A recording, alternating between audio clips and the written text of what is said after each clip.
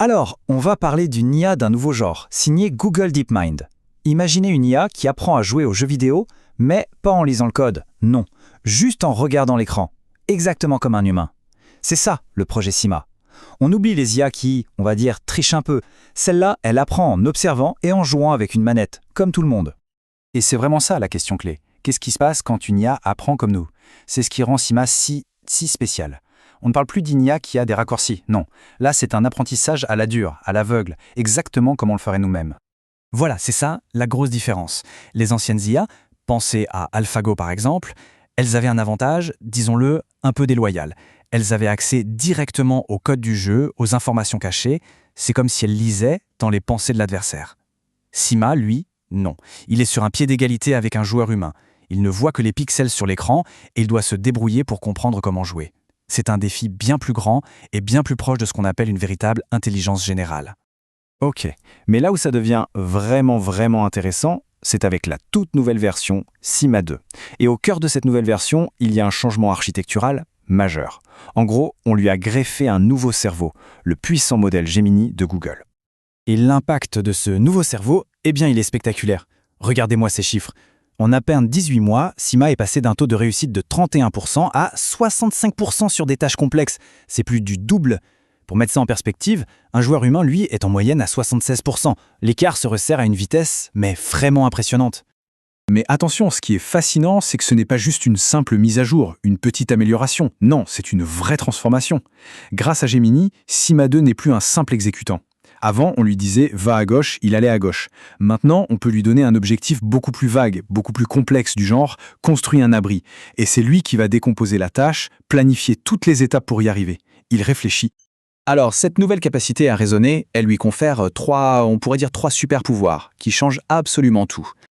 Le premier, c'est la généralisation. Et ça, c'est peut-être le truc le plus bluffant. En gros, on peut mettre Sima 2 devant un jeu qu'il n'a jamais vu avant, comme Asuka ou Mindojo, et il va s'en sortir.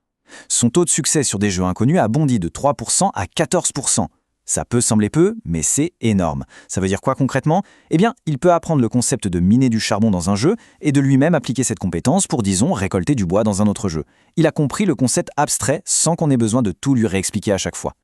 Deuxième super pouvoir, le raisonnement et la multimodalité. Ça veut dire quoi ce mot un peu barbare? Ça veut dire que grâce à Gemini, Sima 2 ne comprend pas que le texte. On peut lui donner un objectif complexe en lui parlant bien sûr, mais on peut aussi lui dessiner un croquis sur l'écran pour lui montrer ce qu'il doit trouver. On peut même lui parler en plusieurs langues ou lui envoyer des emojis. Et il comprend. Ce n'est plus juste un outil, là ça devient un vrai partenaire de jeu interactif. Et enfin, le troisième super pouvoir, et là c'est peut-être le plus fou, le cycle d'auto-amélioration.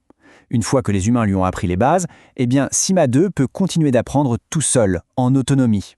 Comment ça marche? C'est simple. Une instance de Gemini lui fixe une tâche. Sima 2 essaye, par essai ou erreur, puis une autre instance de Gemini analyse ce qu'il a fait et lui donne un feedback. Et toutes ces données sont réinjectées pour entraîner une version encore meilleure de lui-même. C'est une boucle vertueuse, un cycle d'apprentissage infini qui n'a plus besoin d'intervention humaine. La question, c'est où est-ce qu'il trouve tous ces jeux, tous ces mondes pour s'entraîner? Et c'est là qu'un autre projet de DeepMind entre en scène, Genie 3. C'est une IA capable de générer des mondes 3D entièrement jouables à l'infini à partir d'une simple phrase. C'est la synergie parfaite.